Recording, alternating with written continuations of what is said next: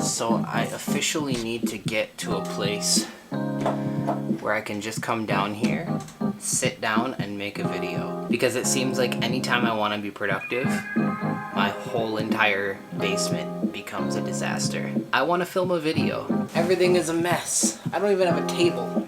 My table's right here. Why? Because they make it like that.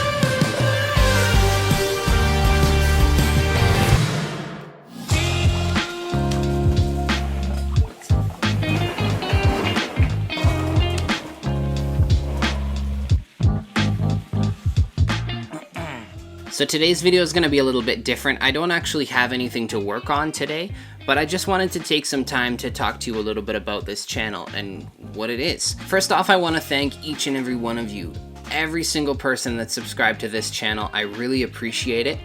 It means a lot to me, and it actually helps me to make better videos the more people that are subscribed to this channel. So I really do appreciate that. They Make It Like That started as an inside joke. It started as an inside joke between me and my brother. We have been going to train shows together for 10 years now, and he's actually the one that got me into the hobby. He has a pretty substantial layout, and I'd love to do a layout tour. So if you'd like to see that, please let me know in the comments below if you'd like to see his layout, because I'd love to set that up, hopefully this fall. If you're watching, start cleaning that basement. We've been going to train shows together for about 10 years now, and we both actually used to be a part of the same club. Now, he is actually still a member of that club. In fact, he's actually the president of that club now. But I moved away when I got married and therefore could no longer be a part of the club. I still like to think of myself as an honorary member, so if you guys are watching, what's up? Maybe one day I'll come out and visit you guys. Maybe I'll make a video. Why not? But the phrase "they make it like that" came as a bit of an inside joke, because we used to always talk about how sometimes people would say, oh, maybe those trees are a little too tall, or oh, maybe that building is just a little too big and it doesn't look to scale, and things like that.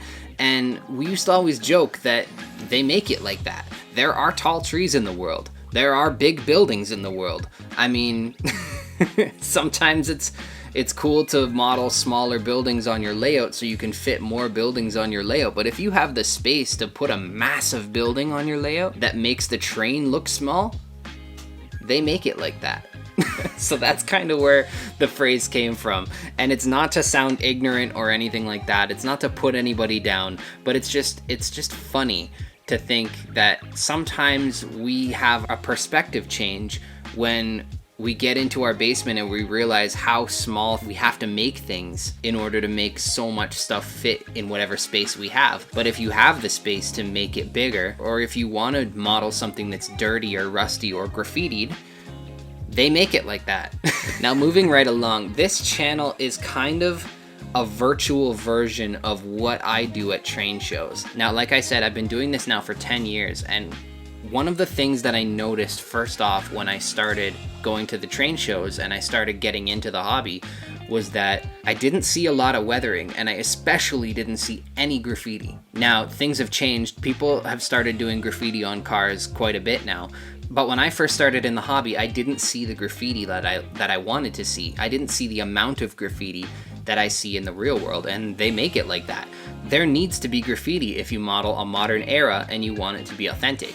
So I actually took one of my own cars. It's an N-scale car, so to start doing graffiti on N-scale is pretty ridiculous. But I started with this car. I started on an N-scale car, and given that it has a walkway, it's actually kind of the wrong era to have graffiti in the first place. But I did some graffiti, and I was pretty happy with it. The weathering is kind of blotchy and not vertical or anything like that, but it's something.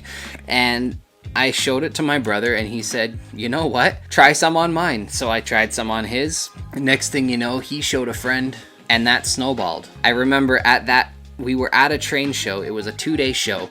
And on the Saturday, I was there doing some graffiti, and people were loving it. People were bringing their cars, and I was doing graffiti, and it was awful. It was the worst graffiti I've ever seen. It was just like, I mean, I could have done stick figures and people would have been happy. But I thought nothing of it. The next day was the Sunday, and I didn't come to the train show until after church. So I didn't come to the train show until 3 hours into the show. And there were people waiting.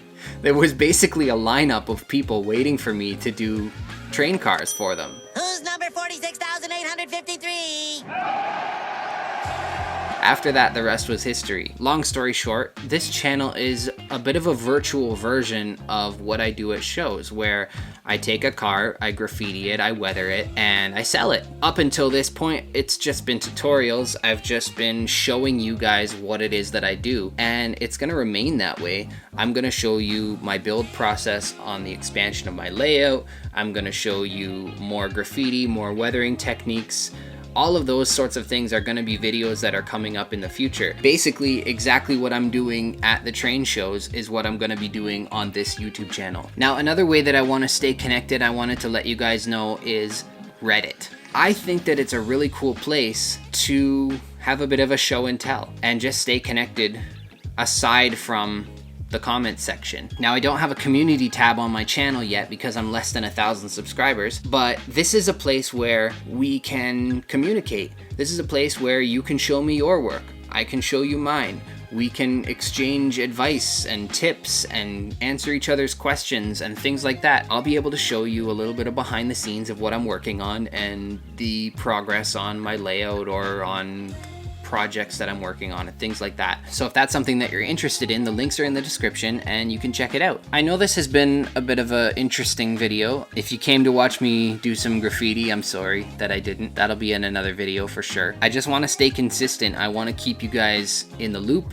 and I want to keep this channel moving. I want to be able to post on a regular basis. If it's not doing actual projects, it's just talking to you guys like this. And if you have any questions or comments or anything like that, be sure to leave a comment down below. I'd love to answer them. And if it's something that sparks an idea for a video or it's something that's going to take longer to explain, then by all means, I'd love to make a video about it. Once again, thank you guys so much for all the support that I've seen in the last little while. You guys are great. I appreciate every single one of you guys subscribing to the channel and liking and commenting and all of those things. I appreciate every single one of you, and remember, they make it like that.